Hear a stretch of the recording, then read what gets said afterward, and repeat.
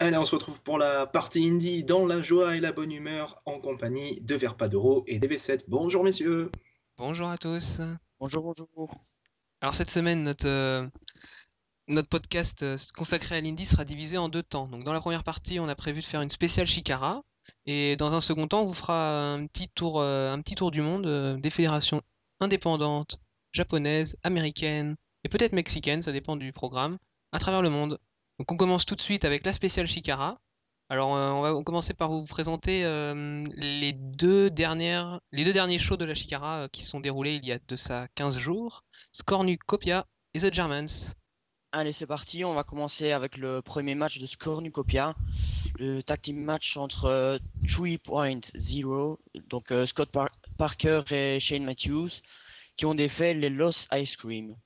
Alors, pas grand chose à dire sur ce match. On se rappelle que les 3.0 étaient challenger au titre il y a pas longtemps et ils sont réduits aujourd'hui à affronter les Ice Creams. Les ice cream qu'on voit pas très très souvent ces derniers temps à la Chikara, qui sont plutôt là pour divertir le public.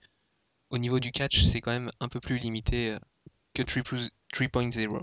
Ils étaient là il y a quelques années, pendant la période où la Chikara était vraiment misée sur le côté comique. Maintenant, ça s'est un peu amélioré et, euh, et on les voit plus beaucoup.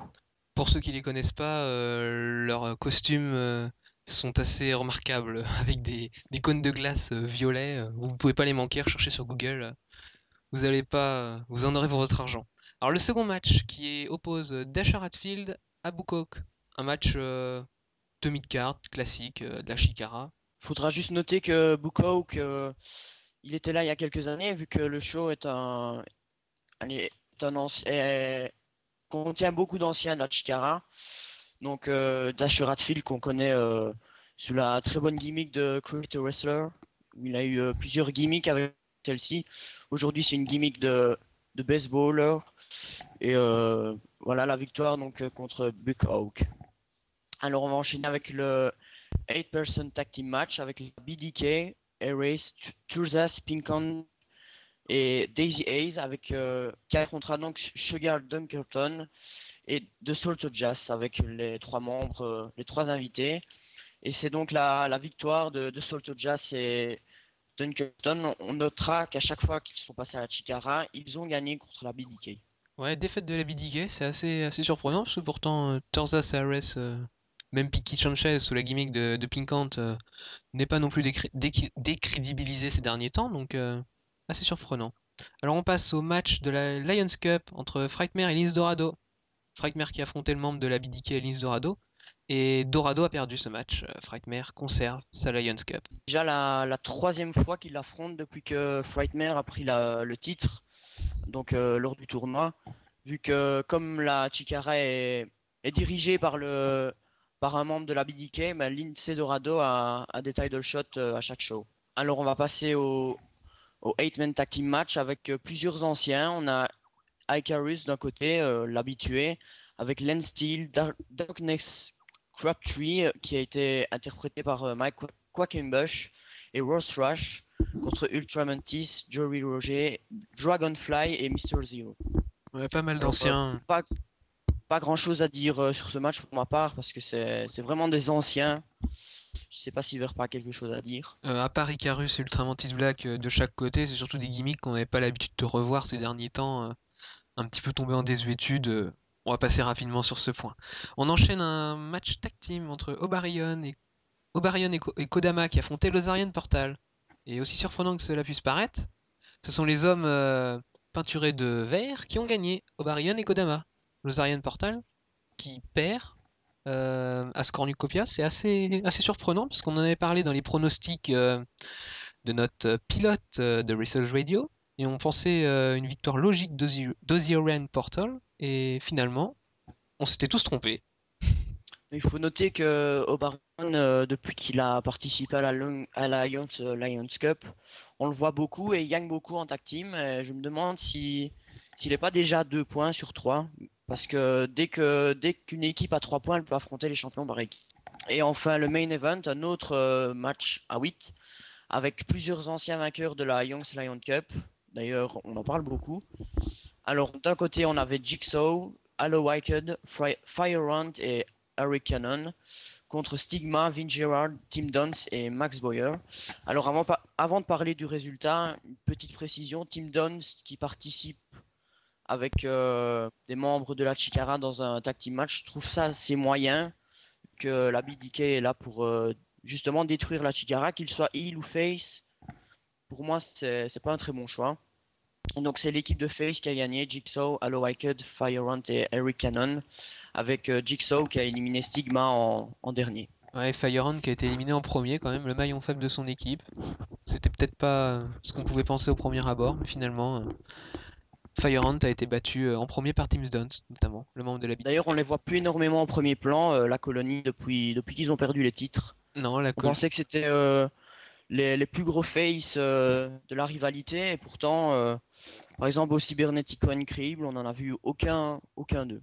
Ouais, le départ de Pink Hand pour la BDK aussi il est peut-être pour quelque chose. Soldier Hunt est un petit peu en retrait. Fire Hunt n'a pas fait grand-chose en cette fin d'année 2010. Green Hunt a l'air un petit peu perdu en ce moment, on le voit plus, il est absent des cartes. On ne le voit plus, non. C'est la colonie tombe vraiment. La colonie a une baisse de forme en ce moment. Donc on va passer à la seconde carte de le show qui a eu lieu le lendemain, qui s'appelle Chikara the Germans. Alors le show, contrairement à la veille, présente une carte beaucoup plus solide. Alors on va faire une petite analyse match par match. On va commencer par le premier affrontement qui mettait aux prises Soldier Hunt et Pinky Sanchez sous la gimmick de Pink Hunt. Donc les deux fourmis entre guillemets qui s'affrontent. Ça doit être un bon match sur le papier. La victoire de Soldier Hunt, encore une défaite pour Pinky Sanchez de la BDK. C'est quand même assez un petit peu surprenant. Mais justement, donc Pinky Sanchez, je le trouve décrédibilisé en tant que.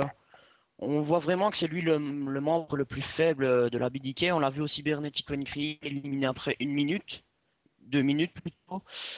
On voit bien que c'est lui le moins crédible, alors qu'il a tout pour être une bonne figure de la BDK. Parce que Et donc, même par rapport à Daisy S et Del Rey, Pinky Sanchez gagne moins de matchs que les deux membres féminines de la BDK. C'est quand même vraiment surprenant. elles sont très bien présentes, elles aussi. Elles gagnent beaucoup de tag team match, Oui, notamment les four-way. ouais, même un petit peu surestimé, je pense, à mon goût, par rapport à leur niveau, mais ça, c'est un autre débat.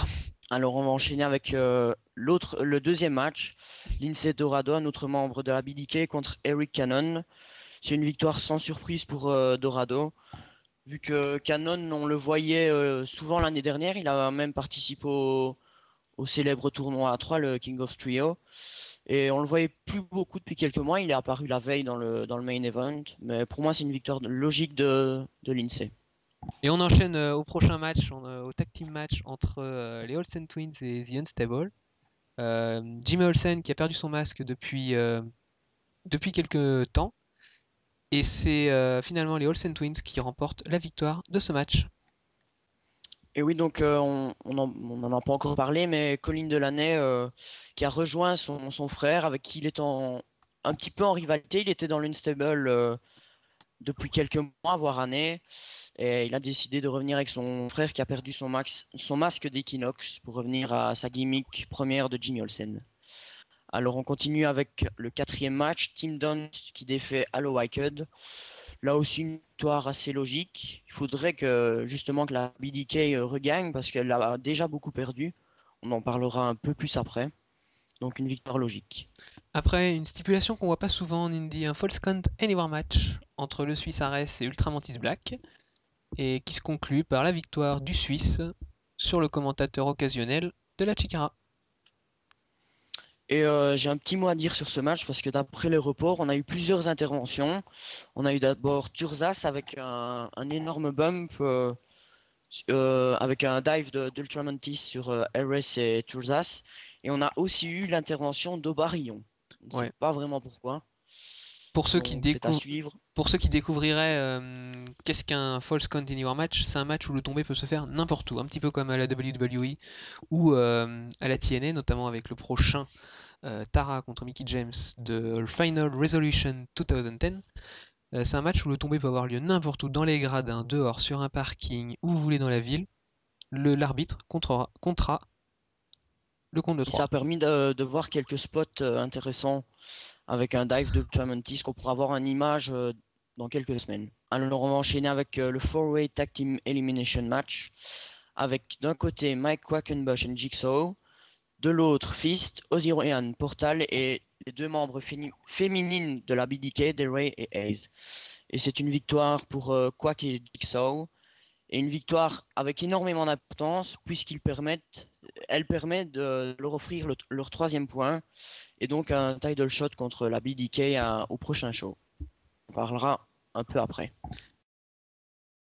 Donc le prochain match qui mettait aux prises toujours le vainqueur de la Lion Cup, Frightmare, qui affrontait Johnny Gargano, le nouveau venu venant de la PWG, de la côte est des États-Unis. Et donc Frightmare a encore conservé son trophée face à Johnny Gargano. Et il me semble qu'il est déjà à plusieurs victoires et ça pourrait être déjà un record parce que le vainqueur de la Young's Lion Cup perd souvent son titre en cours de saison. Et pour le moment, il l'a bien conservé, on verra dans les mois à venir. Mais il me semble qu'il a déjà bien défendu son titre. Même chose pour la BDK qui arrive au règne le plus long dans quelques semaines, s'ils conservent leur titre. Et enfin, le main event avec Eddie Kingston, vainqueur du Cybernetico Incredible, en éliminant Turzas, qui a défait Homicide de retour à la Chikara après ses retours à la Ring of Honor, à la CZW, à Evolve même. Donc une victoire assez logique pour Kingston, qui est une des têtes d'affiche de la Chikara en ce moment.